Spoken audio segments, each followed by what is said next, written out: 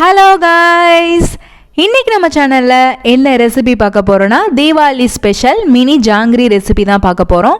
அதுக்கு முன்னாடி சேனல் இன்னும் சப்ஸ்கிரைப் பண்ணலைன்னா சப்ஸ்கிரைப் பண்ணிக்கோங்க. வாங்க வீடியோக்குள்ளே போகலாம். மினி ஜாங்கிரி வந்து ரொம்பவே இன்ஸ்டண்ட்டாக சீக்கிரமே செய்யக்கூடிய ஒரு ரெசிபி. இன்க்ரீடியன்ஸ் கூட ரொம்ப கம்மியாக தான் தேவைப்படும். அதை எப்படி வீட்டிலே பேக்கரி ஸ்டைலில் செய்யலான்றதான் இந்த வீடியோவில் பார்க்க போகிறோம். வாங்க வீடியோக்குள்ளே போகலாம். ஃபஸ்ட்டு வந்து ஒரு பாத்திரத்தில் 1 கப் அளவுக்கு சர்க்கரை எடுத்துக்கோங்க. அதுக்கு வந்து 1 கப் அளவுக்கு தண்ணி ஆட் பண்ணிக்கிறேன். அதுக்கப்புறம் ஃபுட் கலர் வந்து ஆரஞ்சு ரெட் வந்து நான் ஆட் பண்ணியிருக்கேன். அது வந்து ஒரு பிஞ்ச் போட்டாலே போதும், நல்ல கலர் வரும்.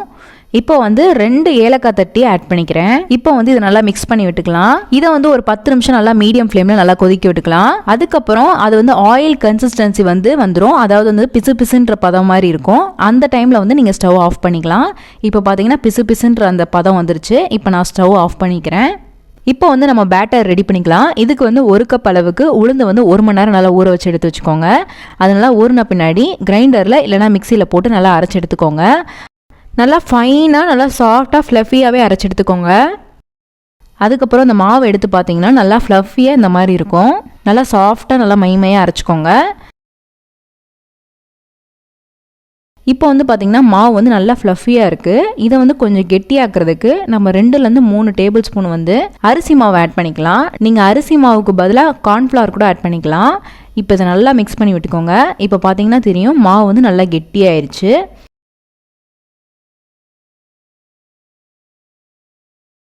இப்போ வந்து டேஸ்ட்டுக்கு வந்து ஒரு பிஞ்ச் வந்து சால்ட் ஆட் பண்ணிக்கோங்க.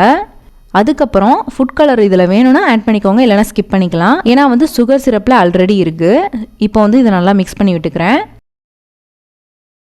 இப்போ பார்த்தீங்கன்னா மாவு வந்து நல்லா திக்காக கெட்டியாக இருக்குது. மாவு வந்து திக்காக கெட்டியாக இருந்தால் தான் உங்களுக்கு வந்து ஜாங்கிரி வந்து புளியும் போது கரெக்டாக வரும். தண்ணி இறந்துச்சுன்னா ஒழுகிரும்.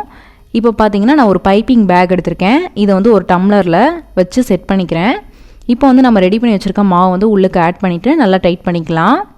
பின்னாடி வந்து நீங்கள் ரப்பர் பேண்ட் போடுறதா இருந்தாலும் போட்டுக்கலாம். உங்ககிட்ட வந்து பைப்பிங் பேக் இல்லைனா நீங்கள் பால் கவர் இல்லைனா வந்து எண்ணெய் கவர் கூட யூஸ் பண்ணிக்கலாம். நல்லா வந்து பால் கவரை நல்லா அலசிட்டு யூஸ் பண்ணிக்கோங்க. இப்போ வந்து நல்லா அந்த எண்டில் வந்து சின்ன ஹோலாக போட்டுக்கோங்க, பெருசாக போட்டுறாதீங்க. ஃபஸ்ட்டு வந்து சின்னதாக போட்டு பார்த்துக்கோங்க. இப்போ வந்து ஏதாவது ஒரு தட்டு இல்லைனா பவுலுக்கு பின்னாடி இந்த மாதிரி புழிஞ்சு பாருங்கள் எப்படி வருது மாவு கன்சிஸ்டன்சி இருக்குன்னு. அதுக்கப்புறம் ஆயிலில் வந்து டைரெக்டாக புழிஞ்சு பாருங்கள். ஆயில் நல்லா ஹீட் பண்ணிவிட்டு மீடியம் ஃப்ளேமில் வச்சுக்கோங்க. ஹை ஃப்ளேமில் வச்சிடாதீங்க, கருகி போயிடும். லோ ஃப்ளேம்லேயும் வச்சிடாதீங்க, மீடியமில் வச்சுக்கோங்க. இப்போ இந்த மாதிரி சர்க்குலர் மோஷனில் சின்ன சின்ன ஜாங்கிரியாக ரெடி பண்ணிக்கிறேன். ஒரு 2-3 சுற்று விடுங்க, கரெக்டாக வரும். ரொம்ப நிறையா விட்டுட்டிங்கன்னா ஜிலேபி மாதிரி ஆயிரும். ஸோ வந்து சின்ன சுத்தாவே சுற்றிக்கோங்க. உங்களுக்கு வந்து ஜிலேபி மாவு வந்து கன்சிஸ்டன்சி கரெக்டாக இருந்தும் ஆயிலில் போட்டோன்னா ஷேப்பு வராமல் கலண்டு போகிற மாதிரி ஃபீல் ஆச்சுன்னா எண்ணெயை வந்து கம்மி பண்ணிக்கோங்க. பேனை வந்து நல்லா வந்து அகலமாக சப்பட்டையாக வச்சுக்கோங்க. எண்ணெய் வந்து நிறையா ஊற்றுறத விட ஜிலேபிக்கு வந்து நீங்கள் கம்மியாக ஊற்றிட்டு அதில் வந்து பிழிஞ்சு விட்டிங்கன்னா அந்த இது வந்து ஷேப் கலராமல் வரும். ஏன்னா வந்து ஜிலேபி நம்ம போடும் போது மேலே எந்திரிச்சு வரும். ஸோ வந்து கலராமல் அப்படியே இருக்கும். இப்போ பார்த்தீங்கன்னா எல்லாமே திருப்பி போட்டாச்சு. பபுள்ஸ்லாம் நல்லா கம்மியாயிருச்சு. நீங்கள் போடும் போது பபுள்ஸ் நிறையா இருக்கும். அதனால வெந்த பின்னாடி பபுள்ஸ்லாம் நல்லா கம்மியாயிரும். அப்போ வந்து நீங்கள் எடுத்துக்கலாம். இப்போ இதை வந்து நீங்கள் ஒரு 5 to 10 மினிட்ஸ்க்குள்ளேயே வந்து ரெடி பண்ணி எடுத்துடலாம். இதை வந்து நல்லா திருப்பி போட்டுக்கோங்க. கலர் வந்து நல்லா சேஞ்ச் ஆகும், கொஞ்சம் இருக்கிறத விட டார்க் ஆகும். அப்போ வந்து நீங்கள் எடுத்துக்கலாம். இப்போ எடுத்துட்டு நீங்கள் உடனே வந்து சுட சுட வந்து அந்த சுகர் சிரப்பில் வந்து ஆட் பண்ணிக்கணும். அப்படின்னா தான் வந்து அந்த சுகரை வந்து அதை அப்சர்வ் பண்ணும். இப்போ பார்த்தீங்கன்னா நல்லா திருப்பி விட்டுட்டேன். இப்போ பார்த்தீங்கன்னா இதை வந்து ஒரு 15 to 30 மினிட்ஸ் நல்லா ஊற வச்சு எடுத்திருக்கேன். பாருங்கள் நல்லா அப்சர்வ் ஆயிடுச்சு. ஜாங்கிரி வந்து எல்லாமே ரெடி ஆயிடுச்சு. பாருங்கள் எவ்வளோ ஜூஸியாக நல்லா சாஃப்டாக வந்திருக்குன்னு. இப்போ நம்ம எடுத்து சர்வ் பண்ணிக்கலாம். நீங்கள் அப்படியே வந்து சுகர் சிரப்பை வச்சிருந்தாலும் ஓகே, இல்லைனா தனியாக இந்த மாதிரி எடுத்து வச்சாலும் ஓகே. பாருங்கள் நல்லா நீட்டாக அழகாக மினி ஜாங்கிரி வந்திருக்கு.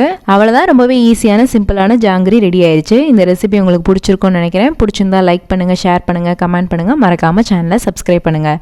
இன்னொரு வீடியோவில் பார்க்குறேன். பாய்.